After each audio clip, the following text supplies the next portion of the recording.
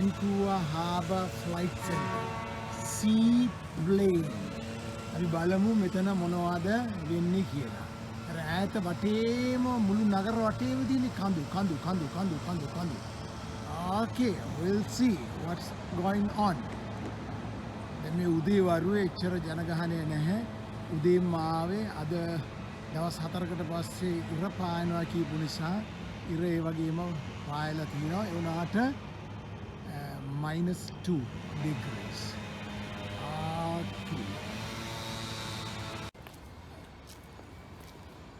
Hello, ඔබට කොහොමද?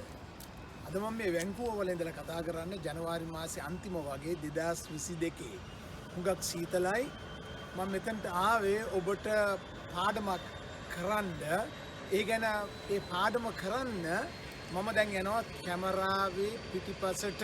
මම හුඟක් විස්තර කියන්න පාඩමත් කරමු. අපි මේ බලමු මෙතන මොකද්ද තියෙන විශේෂත්වය කියලා. එහෙනම් මෙතන මම කතා කරන්නේ මේ ගුවන් යානා ගැන. ගුවන් යානයකින් ව්‍යාසර කරනකොට වාක්‍යයක් හදපුවාම මම ඔබ දාලා නැත්නම් ඇය දාලා ඒක කොහොමද භාවිතා කරන්නේ? මොකක්ද ඒවල තියෙන වචනවල තේරුම? ඕකේ. එහෙනම් ඉදිරියට බලමු මොනවද අපි කරන්න යන්නේ කියලා.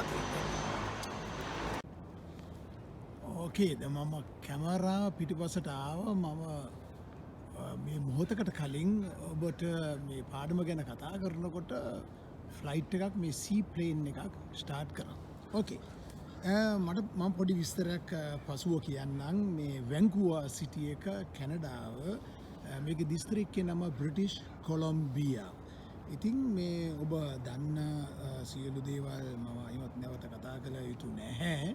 කැනඩාවේ ජනතාව ඉන්නවා මිලියන් 38ක්. අපේ ඉන්නේ 22 මිලියන් 22 මාරක් විතර.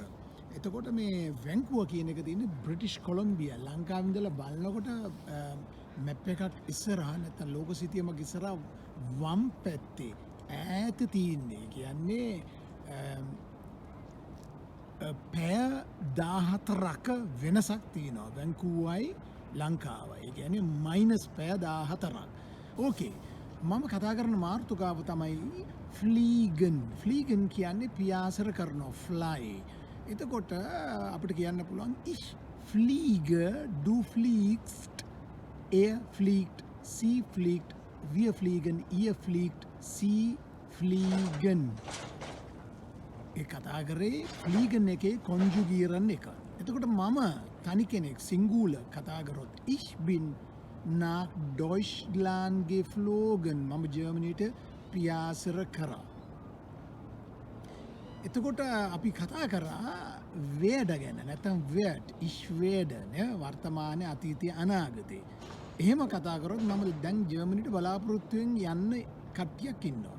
ඒගොල්ලෝ කියනවා මම ජර්මනියට පියාසර කිරීමට පියාසර කරන්නෙමි. ඒ කියන්නේ මම කරන්නෙමි, තාම කරලා නැහැ.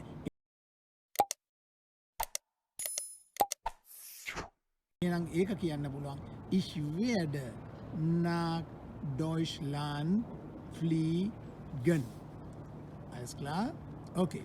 ඉතින් මේ වැන්කූවර් මම මේ ආපු තැන ඒක ඇවිල්ලා බේ එකක්. මෙතනින් යන්න පුළුවන් ලංකාවට වුණත් නැව්වට. ලොකු නැව් අප දකින්න ඇති.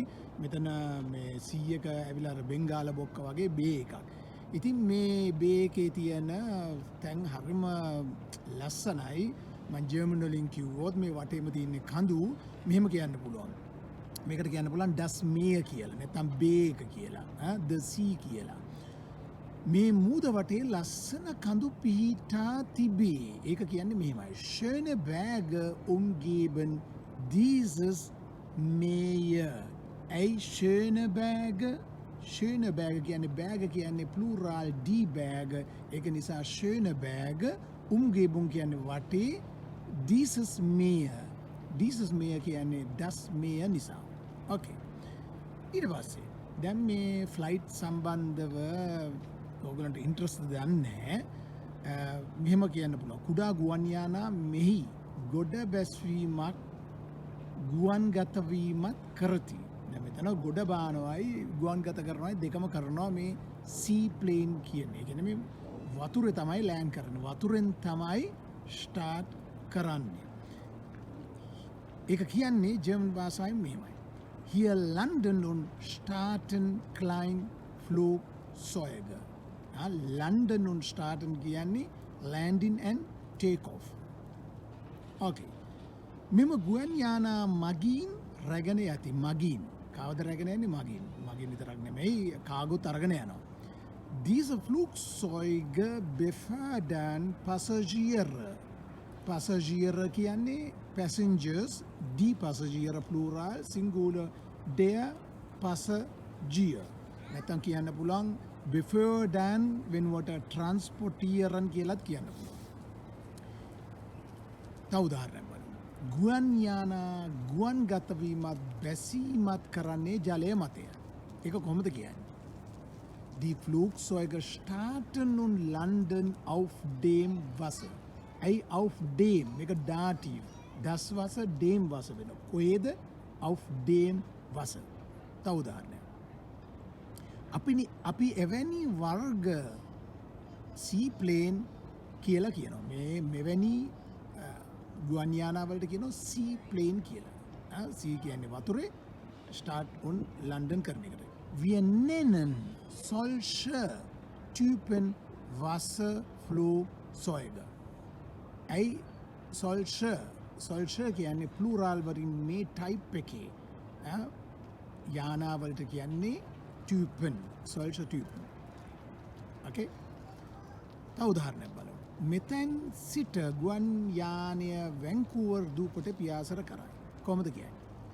Von hier aus, කියන්නේ මෙතනින් fliegt das Flugzeug nach Vancouver Island. Ei fliegt. Fliegen එකේ fliegt කියන්නේ es fliegt. Das Flugzeug ist. ඒක නිසා fliegt. තව උදාහරණයක්. සම්පූර්ණ ගුවන් ගමන විනාඩි 30ක් පමණ ගත වේ. ඒක කොහොමද කියන්නේ?